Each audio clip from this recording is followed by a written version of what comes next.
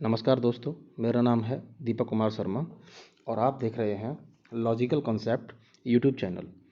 इसमें आज हम शुरू कर रहे हैं भारतीय दंड संहिता की लेक्चर सीरीज़। ये इसका पहला लेक्चर है। इसमें हम आईपीसी के बेसिक्स के बारे में जानने का प्रयास करेंगे।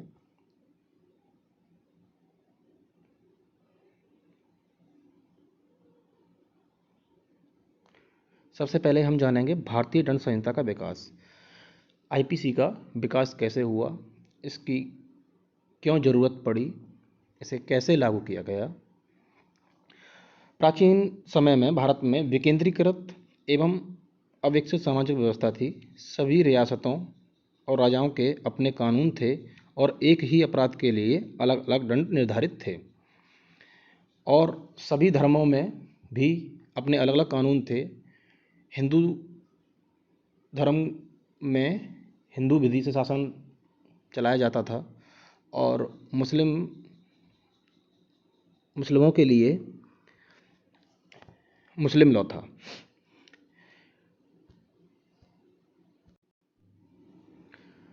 यह कानून काफ़ी कठोर थे, जैसे हाथ के बदले हाथ, आँख के बदले आँख, इसी को कानून समझा जाता था। अंग्रेज़ों के भारत में आने से पहले इसी तरीके की कानून व्यवस्था भारत में लागू थी और इस कानून व्यवस्था से अंग्रेज़ों को काफ़ी मुश्किल हो रही थी। जैसे सपोज करिए किसी हिंदू ने किसी मुस्लिम का या किसी मुस्लिम ने किसी हिंदू की हत्या कर दी। मुस्लिम लॉ में हत्या के लिए अलग कानून अलग प्रावधान थे, हिंदू लॉ में हत्या के लिए अलग कानून अलग प्रावधान थे। ऐसी स्थिति में काफ़ी मुश्किल हो जाती थी कि अपराधी को कितनी सज़ा दी जाए, कैसे सज़ा दी जाए, किस नियम के तहत सज़ा दी जाए। बाद में कुछ जगह पर क्षतिपूर्ति का भी नियम था, जिसमें अपराधी को अपराध के बदले एक निश्चित मूल्य चुकाना होता था। इस समय में कानून और दंड की प्रक्रिया बहुत कठोर और अव्यवस्थित थी। दंड अपराधी को सुधारने के लिए नहीं, अब तो बदले के लिए दिया जाता था, जबकि सज़ा अपराध के लिए होती है, अपराधी के लिए नहीं।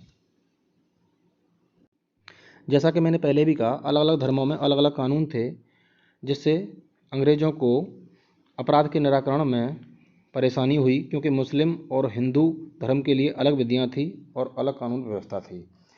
इसी वजह से अंग्रेज़ों ने संपूर्ण भारत और सभी धर्मों के लिए एक कानून बनाने के लिए वर्ष 1834 में एक प्रथम भारतीय विधि आयोग का गठन किया, जिसके अध्यक्ष लॉर्ड बेबिंगटन मैकाले थे। इन्हीं को भारतीय दंड संहिता का पिता भी कहा जाता है। इसी विधि आयोग ने एक प्रारूप तैयार किया और उसी प्रारूप के आधार पर 6 अक्टूबर 1860 को भारतीय दंड संहिता को अधिनियमित कर दिया गया। यह एक कानून बनकर तैयार हो गया और इसके पहले के जितने भी दंड और अपराध से रिलेटेड कानून थे वह सब समाप्त हो गए और यह एक कानून ही पूरे देश में लागू कर दिया गया। और 1 जनवरी 1862 से इसको लागू कर दिया गया। भारतीय रियासतों प्रिंसली स्टेट में इसको काफ़ी समय बाद 1940 में लागू किया गया। चूँकि पाकिस्तान और बांग्लादेश भी पूर्व में भारत का ही हिस्सा रहे हैं, वहाँ भी इसी दंड संहिता को पाकिस्तान पेनल कोड और द पेनल कोड के नाम से लागू किया गया है। धारा 370 के समय तक यह कानून जम्मू कश्मीर में लागू नहीं था, वहाँ पे रणवीर पेनल कोड लागू था। लेकिन अब भारतीय दंड संहिता संपूर्ण भारत में लागू हो चुकी है। जैसा कि हम सभी जानते हैं कि धारा 370 को भारतीय संविधान से हटा दिया गया है। अब पूरे देश में आईपीसी को लागू कर दिया गया है।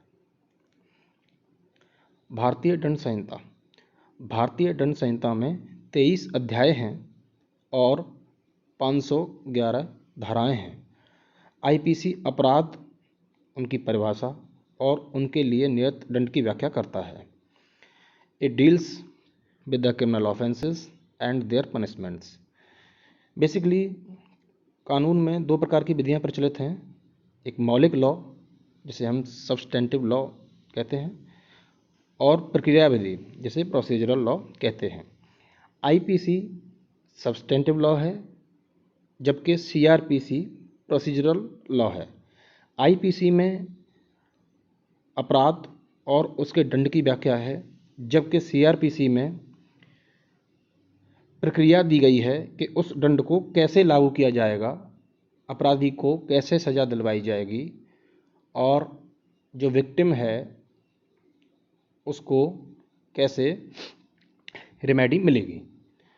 आईपीसी को मौलिक विधि की श्रेणी में रखा गया है क्योंकि यह कानून अपराध और उसके दंड की व्याख्या करता है।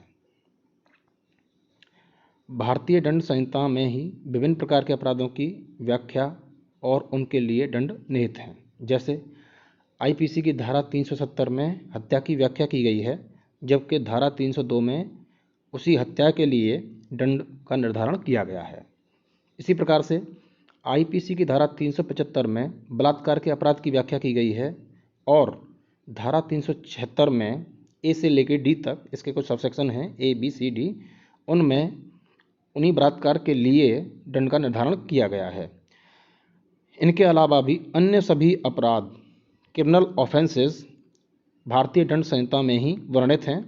इनकी सज़ा का प्रावधान, इनके लिए दंड भी उसी में वर्णित हैं, जैसे हत्या, लूट, डकैती, चोरी, बलात्कार जैसे सभी अपराध और उनके लिए दंड आईपीसी की विभिन्न धाराओं में वर्णित किए गए हैं। हम भारतीय दंड संहिता की इस लेक्चर सीरीज़ को आगे भी कंटिन्यू रखेंगे। यह है सिर्फ एक बेसिक, एक इंट्रोडक्शन पर बेस्ड लेक्चर था। इस चैनल को सब्सक्राइब कीजिए। अगर यह वीडियो आपको पसंद आया है तो इसे लाइक कीजिए, शेयर कीजिए। धन्यवाद।